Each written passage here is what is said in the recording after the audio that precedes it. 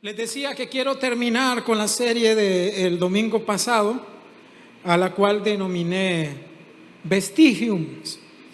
Y quiero tomarme 3 minutos, 4 minutos, nada más para hacer un ligero resumen de lo que dije el domingo pasado y para luego poder entrar en la nueva temática que depende de lo que dije el domingo pasado. Entonces quiero llevarle a nuestro pasaje base, que fue el libro de Lucas, por favor. Lucas capítulo 1. Cuando lo tenga me dice amén. Lucas capítulo 1, por favor. La palabra del Señor dice de la siguiente manera: puesto que ya muchos han tratado de poner en orden la historia de las cosas que entre nosotros han sido ciertísimas, tal como nos lo enseñaron lo que desde principio lo vieron con sus ojos y fueron ministros de la palabra. Me ha parecido también a mí, después de haber investigado, ¿qué es lo que hizo Lucas? Investigado con diligencia todas las cosas desde su origen, escribírtelas por orden, oh excelentísimo Teófilo. El domingo pasado les decía que Lucas la escribió el médico amado, compañero del apóstol Pablo. De eso no hay ninguna duda. Los eruditos están de acuerdo en que el médico amado, compañero de Pablo, fue el que escribió el evangelio que lleva su nombre Lucas, y que este evangelio es el primer tomo y que el libro de Hechos sería el segundo tomo. Lucas escribió básicamente en 2 partes, y la primera parte es el evangelio de Lucas y la segunda parte sería el libro de Hechos. Solamente estoy haciendo un resumen. Lucas escribió de manera específica para Teófilo. Teófilo posiblemente era un magistrado, era alguien que tenía un puesto muy importante, pero de manera general Lucas escribe para todos los griegos. Y el contexto en el que Lucas escribe, Lucas dice, uno de los problemas al que se enfrentó la iglesia del primer siglo, la iglesia recién murió Jesús, los primeros 100 años de la vida de la iglesia, es que hubo mucha producción literaria. Mucha gente escribió acerca de los dichos y hechos de Jesús. Y algunos escribían con malas intenciones para confundir a la iglesia. Otros escribieron con muy buenas intenciones. Entonces Lucas, dentro de ese contexto de que mucha gente había escrito acerca de Jesús, de los dichos y hechos de Jesús, Lucas se interesa en investigar y tener su propio descubrimiento acerca de Jesús. En otras palabras, Lucas dijo: no me voy a quedar con lo que otros han escrito acerca de Jesús, yo voy a hacer mi propia investigación. Y Lucas hizo su propia investigación. Ahora, ¿cuáles fueron, para tener un descubrimiento personal acerca de Jesús, cuáles fueron las fuentes que Lucas investigó? Eso está en el pasaje de manera implícita, están en el pasaje. Lucas, en primer lugar, leyó lo que se había escrito acerca de Jesús. Dice que ya muchos han tratado de poner en orden la historia. Entonces Lucas tuvo que haber leído lo que otros habían dicho acerca de Jesús. En segundo lugar, Lucas consultó a los testigos oculares, porque el pasaje dice: a los que vieron con sus ojos. Lucas fue a la fuente de primera mano, no fue a aquel que dijo: me dijeron que Jesús dijo. No, Lucas fue a consultar a gente que estuvo con Jesús. Y una de las condiciones de las personas a las que Lucas consultó es que el que había estado con Jesús debía haber estado desde el inicio. Y Lucas dice que esta gente a la que él consultó se convirtieron en ministros de la palabra.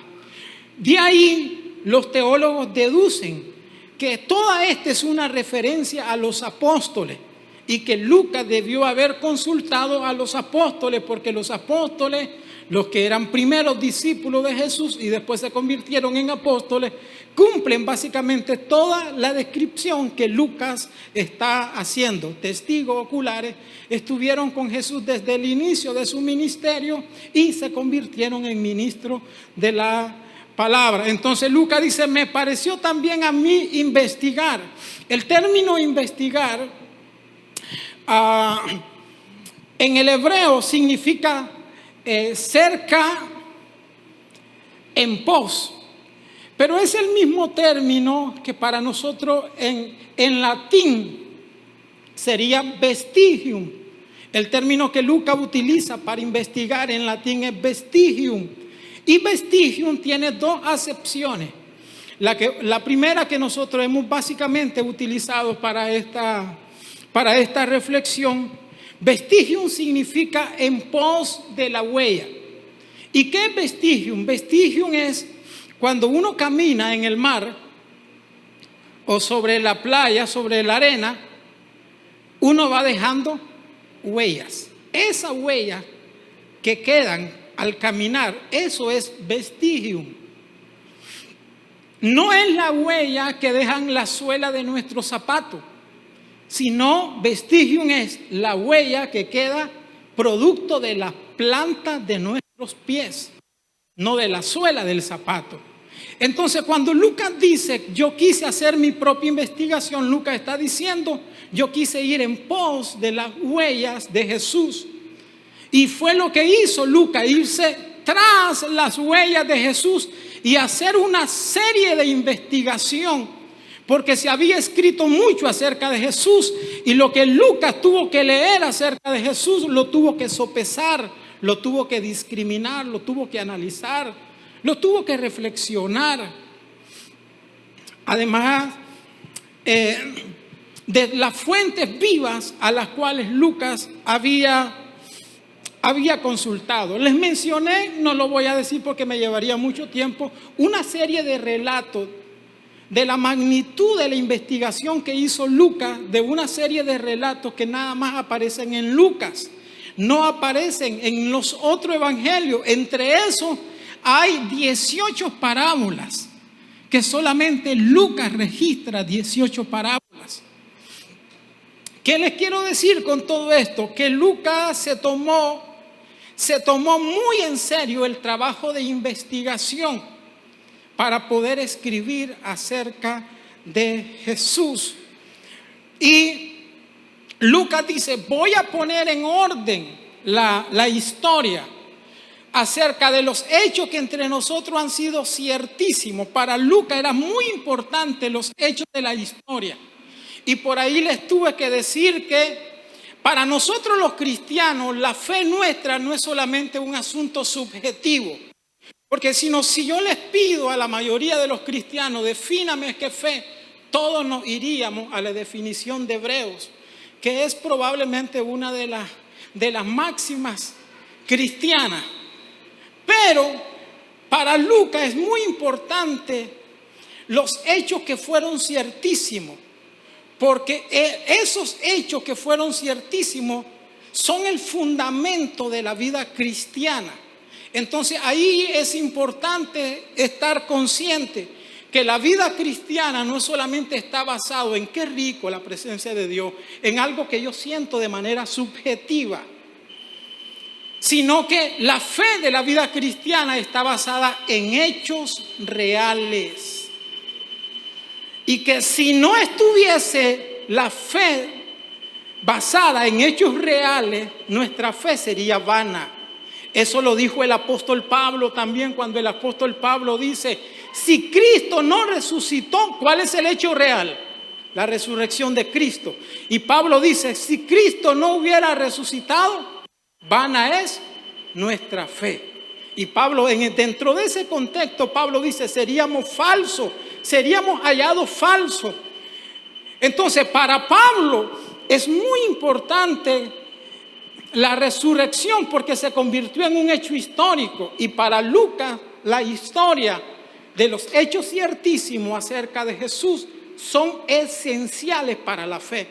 En otras palabras, lo dijo Juan. Juan dice, muchas señales hizo Jesús, muchos hechos históricos, pero lo que he escrito, dice Juan, esas señales que he escrito han sido para que podamos creer en Él.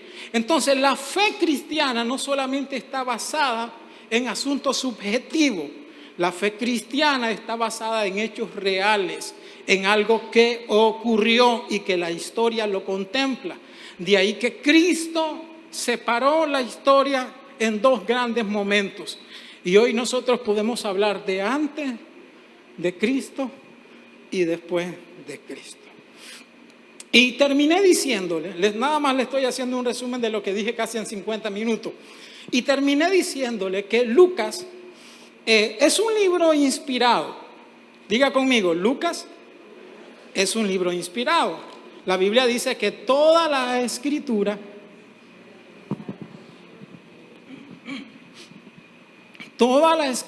¿qué es? Eso incluye a Lucas. Ahora, ¿cómo le bajó la inspiración a Lucas? Lucas no se fue a sentar a una hamaca. No se sentó y cruzó los brazos. A ver, que baje la revelación, la inspiración.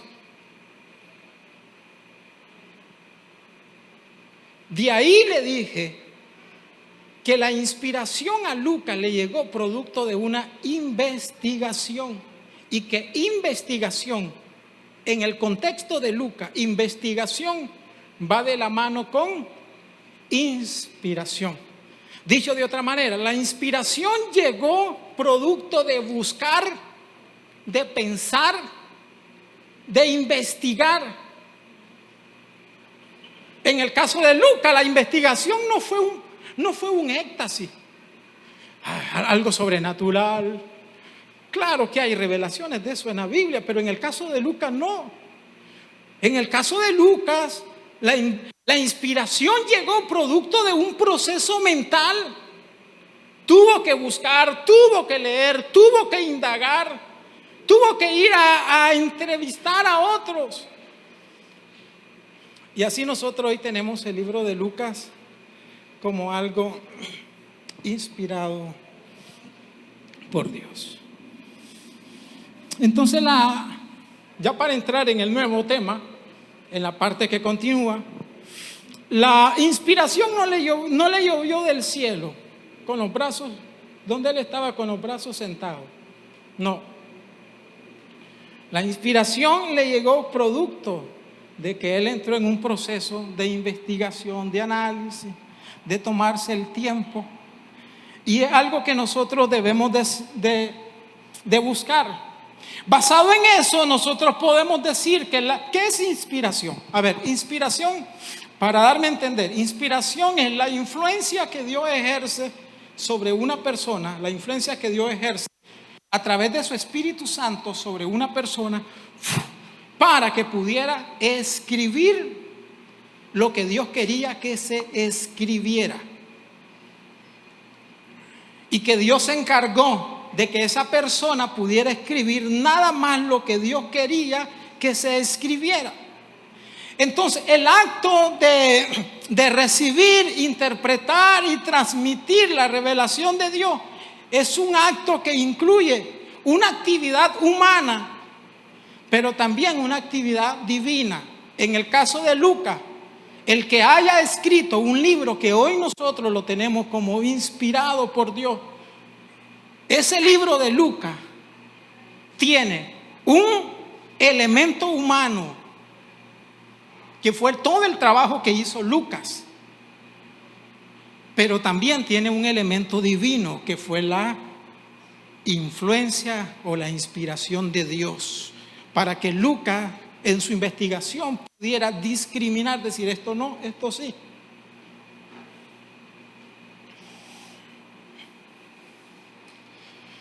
no solamente fue un acto de estar ahí sentado.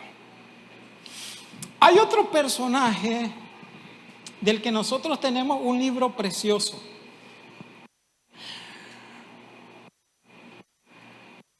Que la inspiración fue producto de haber investigado.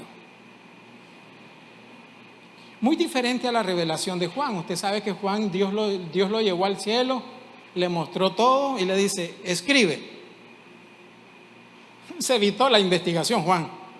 Dios se la mostró toda. Happy, ¿verdad? Que todas las revelaciones llegaran así.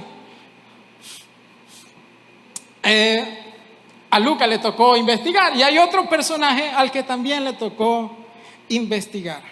Entonces voy a llevarlo a dos versículos. El primero de ellos, primer libro de Reyes. Primer libro de Reyes.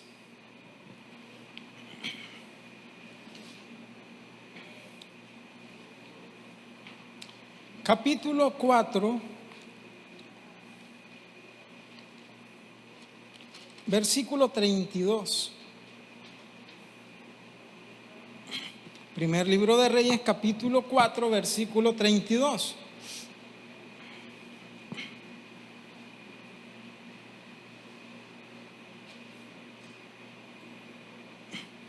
Voy a leer el 29 y después me voy a saltar al 32, ¿sí? Primer libro de Reyes, capítulo 4, versículo 29. Dice, y Dios dio a Salomón, ¿qué es lo que le dio Dios? Sabiduría y prudencia muy grande y anchura de corazón como la arena que está a la orilla del mar. Versículo 32. Y compuso, ¿quién compuso? Salomón, ¿verdad? 3,000 proverbios. ¿Cuántos proverbios? 3,000. Y sus cantares fueron, ¿cuánto? 1,005.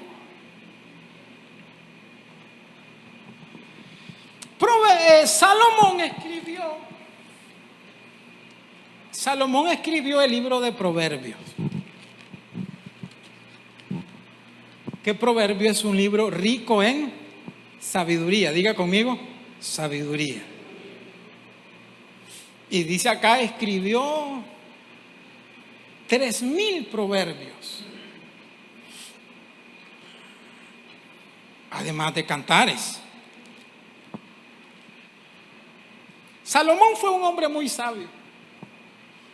Aunque le voy a decir algo. Salomón fue más sabio escribiendo que viviendo. Amén.com. Se lo repito, Salomón fue más sabio escribiendo. Cuando uno ve la sabiduría de Salomón, de lo que nos dejó escrito, a veces hay mucha distancia en lo que Salomón escribió y cómo vivió. Sí, usted tiene que leer la Biblia, se va a dar cuenta que el hombre más sabio vivió, muchas veces vivió como el hombre más necio, hasta mandó a construir altares para adorar a otros dioses. No sé, pero cuando yo pienso en eso, me da miedo, amén.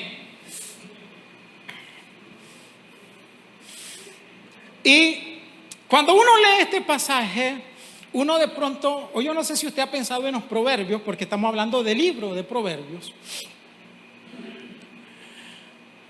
Uno quizás creerá que el libro de Proverbios se escribió porque y entonces estaba Salomón. Hay varias teorías de la inspiración. Hay una teoría de la inspiración que se llama dictado. Entonces usted creerá que Salomón estaba, según la teoría del dictado, Salomón, sí señor, escribe, hijo mío, hijo mío. Y entonces, usted creerá que Salomón escribió así el libro de Proverbios y que así escribió los 3,000 proverbios y cantares.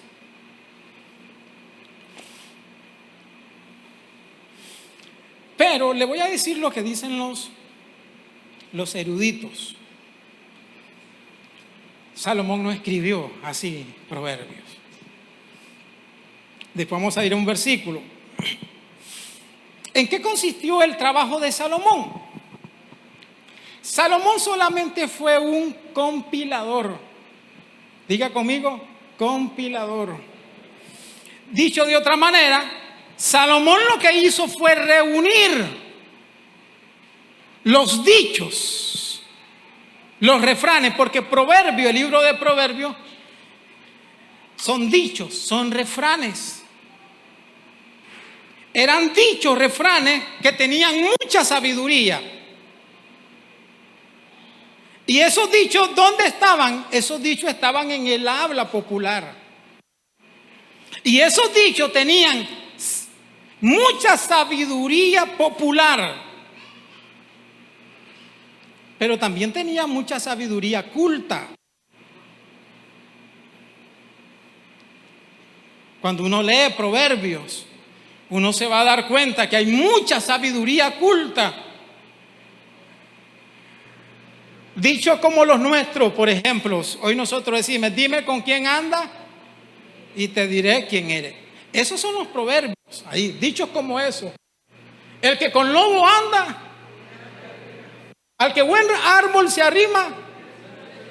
Entonces, Salomón lo que hizo fue compilar, reunir una serie de dichos que estaban en el habla popular y los examinó. Obviamente que no debemos de pasar por alto que la inspiración tiene que ver con la influencia de Dios sobre él, sobre sus pensamientos, para que él pudiera decir, esto no está, esto sí va. Y Dios dirigió para que lo que hoy nosotros tenemos como el libro de Proverbios fuese inspirado por Dios. Pero hay mucha sabiduría, porque todos esos refranes reflejan la sabiduría de gente que da clave acerca de la vida, de cómo vivir la vida y cómo nos vaya bien. Le voy a llevar a un pasaje. Vaya conmigo a Eclesiastés, por favor. Eclesiastés.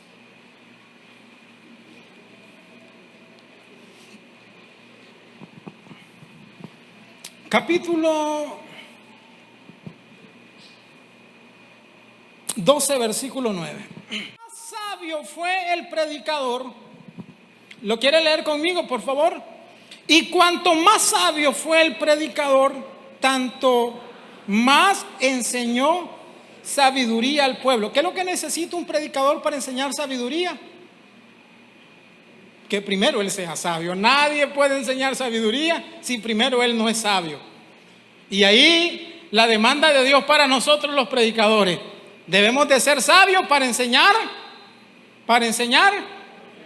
No podemos pretender enseñar sabiduría si nosotros no lo somos. Amén.com. Entonces dice, e hizo escuchar, e hizo escudriñar. ¿Por qué dice escuchar? Porque Salomón escuchaba los dichos del habla popular. E hizo escudriñar, que tiene que ver con discernir. Y compuso muchos proverbios. Pero ¿me puede poner eso primero en la Nueva Traducción Viviente? Vamos a ver la Nueva Traducción Viviente, por favor. Ese pasaje en la Nueva Traducción Viviente. Dice, ten en cuenta lo siguiente. El maestro fue considerado sabio y le enseñó a la gente todo lo que sabía. Un buen maestro no se queda con nada, enseña. Escuchó con atención. ¿Qué es lo que escuchó con atención? A ver, dígalo conmigo. ¿Qué es lo que escuchó con atención? Muchos proverbios. Los estudió. ¿Y qué?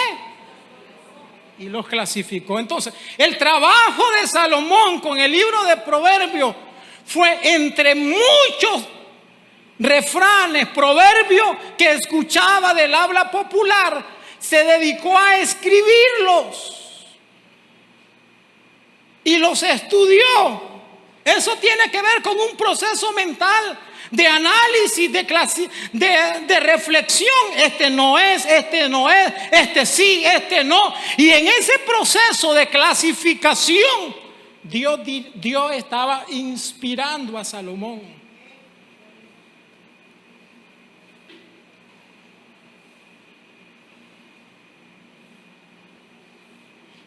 Amén. Diga conmigo, investigación va de la mano con inspiración. Lo podemos poner en la otra, antes de leerlo, dejémoslo ahí, pues, la latinoamericana. Dice: el predicador, además de ser sabio, enseñó también sabiduría al pueblo. Y, diga conmigo, ¿y qué? Y reflexionó, investigó y compuso muchos proverbios. La traducción lenguaje actual, por favor.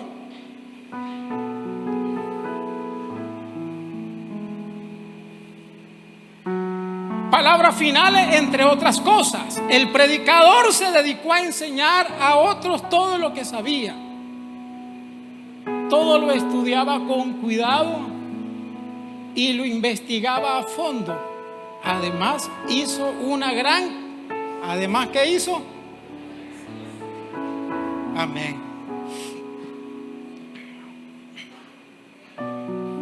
Fíjense que no he terminado de Salomón y hoy pretendía terminar, porque hay dos personajes más en la Biblia que hicieron trabajos similares. O sea, la revelación a ellos no le bajó. Ellos tuvieron que dedicarse a un trabajo de investigar.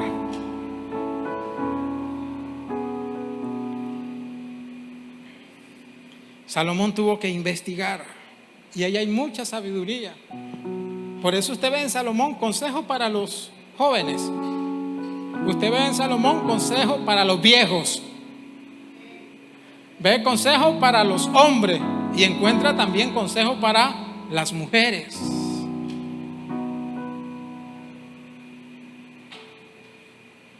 Salomón, el libro de Proverbios es un libro rico en mucha sabiduría.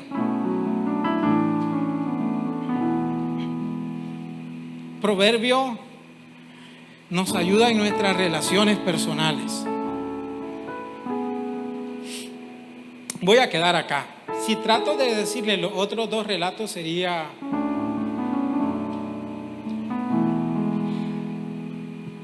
tratar de decirle en 5 minutos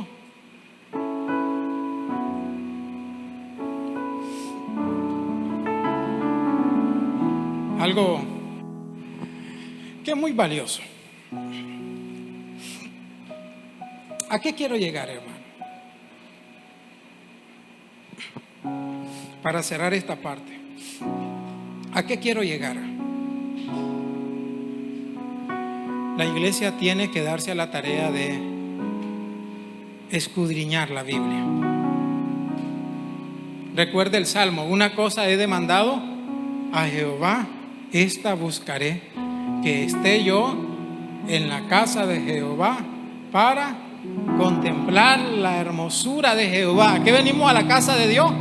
A contemplar la hermosura de Jehová. Como el canto que estábamos cantando ahora: santo, santo, santo. Qué rico el ambiente, ¿verdad?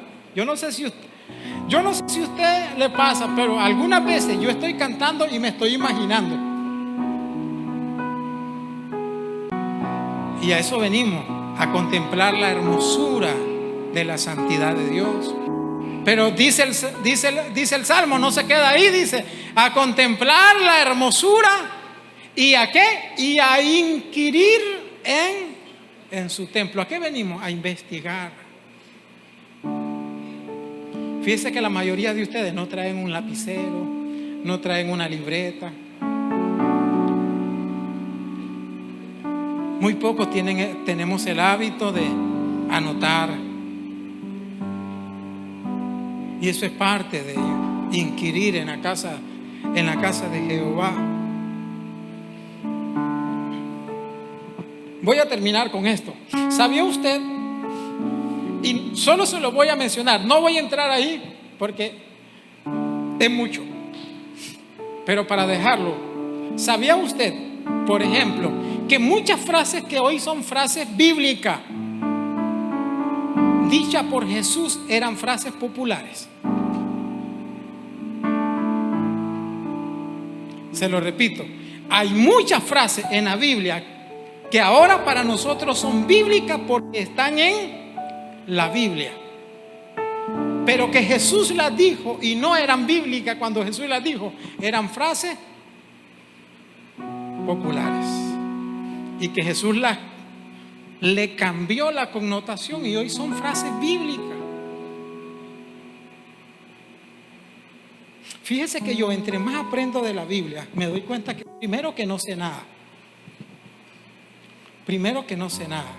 Y segundo, entre más aprendo de la Biblia, me doy cuenta que no debo de ser radical, extremista sería la palabra. Porque cuando uno estudia la historia de la interpretación bíblica, se va a dar cuenta que a través de la historia de la interpretación bíblica han habido un sinnúmero de escuelas. La escuela judía, la escuela medieval, la escuela de la Reforma, la escuela patrística. Y cada escuela sabe lo que ha creído. Mi interpretación es la única.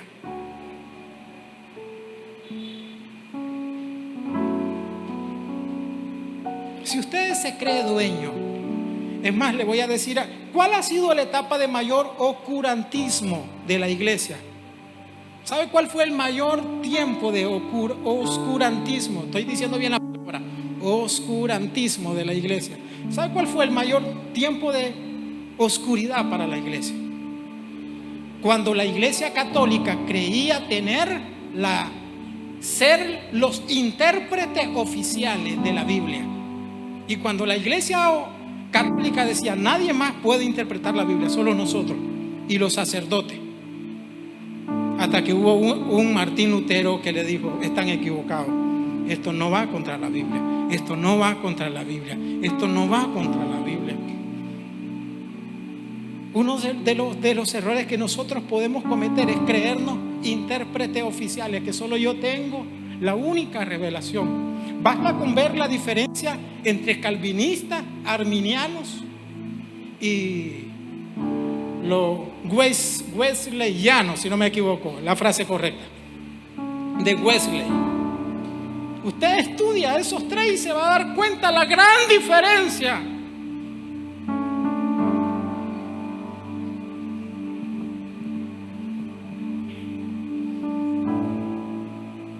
La iglesia tiene que estudiar las escrituras con seriedad. Uno de los énfasis de esta casa ha sido estudiar la Biblia con responsabilidad, interpretar un texto dentro de su contexto, irnos a la historia, saber quién lo dijo, para quién lo dijo, cuándo lo dijo, cómo lo dijo, bajo qué condiciones sociales, políticas se dijo. Y todo eso nos va a dar mayor elemento de una interpretación lo más cercana posible al sentido original.